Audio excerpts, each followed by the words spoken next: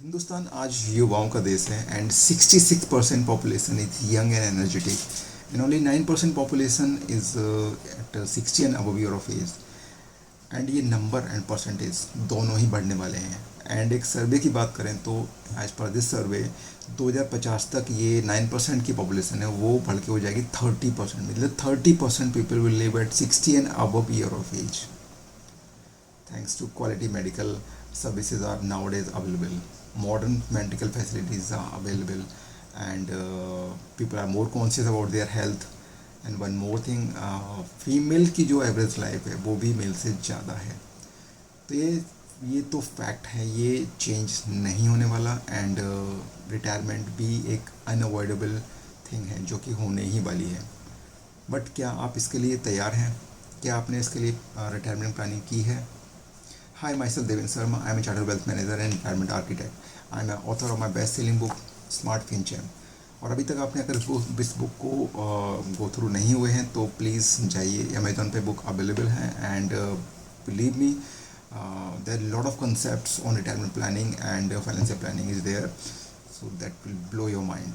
आगे बढ़ने से पहले अगर अभी तक आपने इस चैनल को सब्सक्राइब नहीं किया है तो प्लीज़ सब्सक्राइब कीजिए एंड शेयर कीजिए मैक्सिमम लोगों के साथ में जो भी आप अपने रिटायरमेंट प्लानिंग को लेके, अपने पर्सनल फाइनेंस को लेके कंसर्न रहते हैं, तो प्लीज़ शेयर कीजिए मैक्सिमम।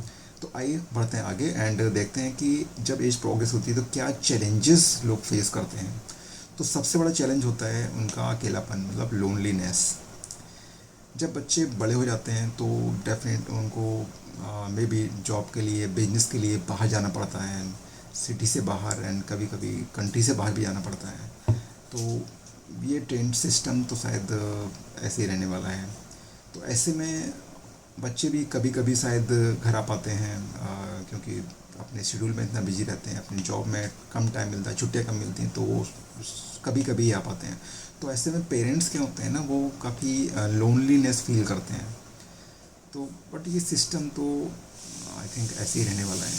तो आप अगर कुछ चीज़ें अगर स्टार्ट कर दें करना तो मे बी आपकी ये प्रॉब्लम दूर हो सकती है। लाइक जब भी आप उस एज की तरफ प्रोग्रेस कर रहे हैं तो आप कोशिश कीजिए कि कुछ ना कुछ शौक़ अपने जो होते हैं उनको आप जगाइए, अपने पैशन को फॉलो करना स्टार्ट कीजिए, क्योंकि आफ्टर सम टाइम आपके पास टाइम होगा तो उसको फुलफ़िल करने के लिए। एंड लोगों से मिलजुल थोड़ा सा बढ़ा के रखिए, आसपास के लोगों से। एंड अपने मॉर्निंग वॉक के लिए जाइए, इवनिंग वॉक के लिए जाइए, कई पार्क्स में मॉर्निंग जो क्लब्स होते हैं कई सारे, उनको ज्वाइन कीजिए। एंड जो भी फंक्शन हो रहे सोसाइटीज़ में अपने या रिलेटिव्स के यहाँ, आप वहाँ जाते रहिए। तो इन सब चीज़ों से आपको लोनलीनेस फील नहीं होगा, आप एंगेज रहेंगे, आपको लोनलीनेस फील नहीं होगा। सेकंड मेजर प्रॉब्लम होती है वो होती है शॉर्टेज ऑफ मनी। ज़िंदगी भर हम बच्चों की ज़रूरतें पूरी करने में, बच्चों के एजुकेशन कराने में, बच्चों की शादी के में इतने ज़्यादा इन्वॉल्व हो जाते हैं कि अपने लिए जो हमारा जो मतलब अनअवॉइडेबल स्टेज है हम उसी को अवॉइड कर देते हैं, उसकी कोई प्लानिंग नहीं करते हैं। एंड तो उस एज तक आते आते काफ़ी कम पैसे सेव हो पाते हैं। एंड जो भी पैसे सेव होते हैं उसको हम कभी कभी ऐसी जगह इन्वेस्ट कर देते हैं जहाँ से हमको एक रेगुलर इनकम भी नहीं मिल पाती एंड वो पैसा लंबे टाइम के लिए होल्ड हो जाता है। और ऐसे में आप डिपेंड हो जाते हैं अपने बच्चों के ऊपर फिर से कि खर्चे के लिए। बट से इसकी उनकी भी अपने खर्चे हैं, उनकी भी फैमिली है।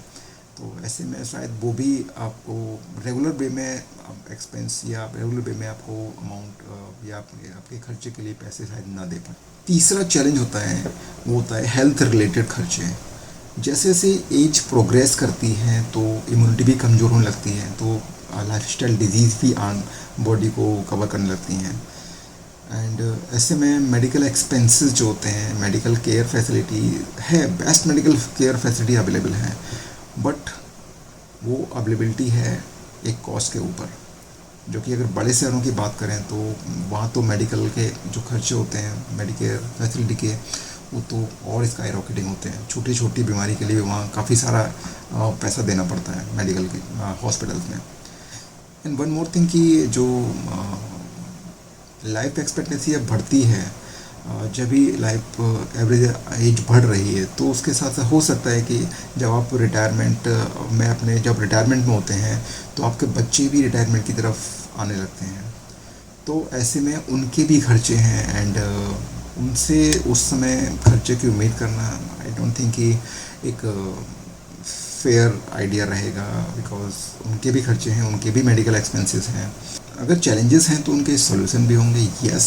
तो सबसे पहले आप अपने फाइनेंशियल एडवाइज़र के साथ बैठिए एंड अपने रिटायरमेंट को प्लानिंग कराइए, अपनी एस्टेट को प्लानिंग कराइए एंड ऐसे इन्वेस्टमेंट इंस्ट्रूमेंट को चूज़ करिए जो कि आपको बहुत ज़्यादा लंबे टाइम तक अगर पैसा होल्ड ना हो और आपको एक रेगुलर वे में इन्फ्लेशन एडजस्टेड आपको एक अमाउंट, आपको एक इनकम रेगुलर वे में दे, जिससे कि आप अपने खर्चे, अपने स्पाउस के खर्चे को पूरा कर पाएँ without depend on anybody. Second, एक आप हेल्थ इंश्योरेंस को ध्यान में रखिए। हेल्थ इंश्योरेंस एक इंटीग्रल पार्ट है किसी भी प्लानिंग, किसी भी फाइनेंशियल प्लानिंग का, रिटायरमेंट प्लानिंग का। सो उसमें आप कोशिश कीजिए कि आप अपने जो भी हेल्थ इंश्योरेंस ले रहे हैं उसमें क्रिटिकल इलनेस राइडर जरूर लगा हुआ है, क्योंकि आपको एक wide range of critical illness को कवर करने में हेल्प करता है। एंड साथ साथ एक सुपर टॉपअप भी ले सकते हैं जो कि आपको कम प्राइस पे बड़ा कवर आपको देता है, प्रोवाइड करता है। एंड जब ये हेल्थ इंश्योरेंस ले रहे हैं तो दो चीज, तीन चीजों का ख्याल रखिए कि आप जिस कंपनी का ले रहे हैं उसका क्लेम सेटलमेंट रेशियो कितना है, एंड उसका नेटवर्क ऑफ हॉस्पिटल्स है, आपके जिस सिटी में रह रहे हैं वहाँ पर उसकी अवेलेबिलिटी क्या है, एंड क्या अदर फैसिलिटी वो कंपनी प्रोवाइड कर रही है आपको हेल्थ इंश्योरेंस में, आपकी सर्विसेज में। वन मोर थिंग, फीमेल की एवरेज लाइफ जो होती है वो मेल से ज़्यादा हो जाती है, तो ऐसे में मेल की रिस्पॉन्सिबिलिटी बढ़ जाती है कि वो अपने अपने लिए एक लाइफ कवर, एक टर्म इंश्योरेंस रखें, जिससे कि उनकी एब्सेंस में, उनके जाने के बाद वो एक अमाउंट, लमसम अमाउंट फीमेल को मिल सके, वो अपनी लाइफ, जो बची लाइफ है उसको ढंग से एंजॉय कर पाए। एंड लास्ट में सबसे बड़ी बात, खुश रहिए, मुस्कुराते रहिए, लोगों से मेलजोल बढ़ा के रखिए, संबंधों को बना के रखिए एंड चिंता करना छोड़ दीजिए, क्योंकि जितना चिंता करनी थी आप कर चुके हैं। ये टाइम चिंता करने का नहीं है, ये टाइम है अपनी गोल्डन ईयर ऑफ लाइफ को एंजॉय करने का ऑन योर ओन टर्म।